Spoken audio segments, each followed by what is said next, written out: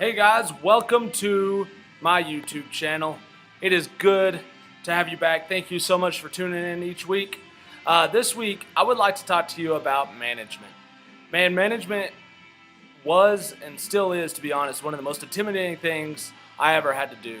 I am not good with conflict. I am not good when it comes to having to confront people. And so here's some things I learned along the way I want to tell you about management. You know, especially in the beginning, I was so worried about finding the right person for the job. I was looking at resumes, I was looking at past work experience, I was trying to just figure out the right person, the right fit, as so many managers and small business owners do. You know, if you're a small business owner, you've had to have that moment where you're like, man, I need some help, because we as small business owners have to wear all the hats. You know what I mean? I was smart enough to delegate the important stuff like taxes and payroll and things like that. But as I started looking into the actual nuts and bolts of the business, when it comes to social networking, when it comes to merchandising, when it comes to actually selling, I was like, man, I need some help. So, I started off just like anybody else, looking at resumes, looking at work experience, and I think I was doing it wrong. For about the past 2 years now, what I've started doing is hiring based off of integrity. It's a crazy concept these days. So many people will do anything it takes to win, even at the cost of their integrity. And that's not cool, man. And so, I really started looking for people that I felt like I could trust, people that I felt like got the overall vision of Culture Clothing and why we're doing this. And when I check references, I'm not checking work experience. I'm just saying, hey, is this person trustworthy? And that's the only thing I look at, man. I could teach them everything else in this business.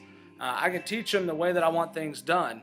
And that kind of brings me to the next point, is how I do that. A buddy of mine, Jason Bishop, will recognize this. I kind of stole it from Bishop and some of the material he's been teaching me. But it's an acronym called MAWL, M-A-W-L. And the way that you need to really train your team members is using this model. And this is the way that I've done it the last couple of years and just didn't realize I was doing it this way. But M stands for model. Show them how you want it done. Be very clear and precise. Dave Ramsey has a saying that says, to be unclear is to be unkind. And I agree with that. So be very clear, crystal clear, how you want a task done, how you want a job done. And then assist them in doing it. So watch closely. Watch them do it. Assist them. And then at a certain point, be ready to just step back and watch them do it. That's a cool point. That is a very cool point in management, when you can watch your team members do it the way that you would do it when you're not there. And that is an awesome feeling. And then the third or the fourth letter is leave. The L is for leave. Just leave. Back off. Let them do their job and come beside them if they need your help. Do not hover. Do not be a micromanager, please. It's not helping your business, it's not helping your team members, and it's not helping you. So, that's kind of my first point, is hire based off integrity and then train them in the way that they should go. While you're doing this, learn the passions of your team members, man. If you have a team member who's super passionate about art and design and has a design eye, then turn them loose on your merchandising. Turn them loose on your window displays if you're in retail. Turn them loose on outfits and putting together the store that it needs in the way that it needs to be done. Utilize that asset. And you know what? That team member is going to love to do it because that's something they're passionate about. They get paid to do something they're passionate about. That's a cool thing. So learn the passions of your team members and let them work. And then the third point, I've already kind of touched on this, but guys, I learned this lesson about 2 years ago, about a year ago actually. I had an issue with a team member, and I confronted that team member, and it was in the middle of the conversation that we were having. I don't think it was heated, but I was definitely frustrated. They were frustrated. And we were in the middle of the conversation, and it dawned on me, this is all my fault. This is me. You know why? Because I did not communicate clearly how I expected this to be done. I can't be mad at you. In all fairness, I can't, because it's my fault. And so the number one thing you need to remember with your team members is communicate crystal clearly.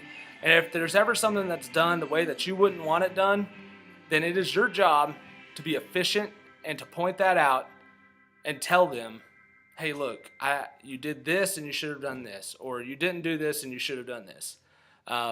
Anyway, that's kind of my 3 points. Hire based off integrity and inspire and model your team members. Let them run with their passions in the job that you've hired them to do, and communicate clearly and effectively. Anyway, guys, that's it. Thanks so much for coming back this week. We'll see you next week. Thank you. Have a good day.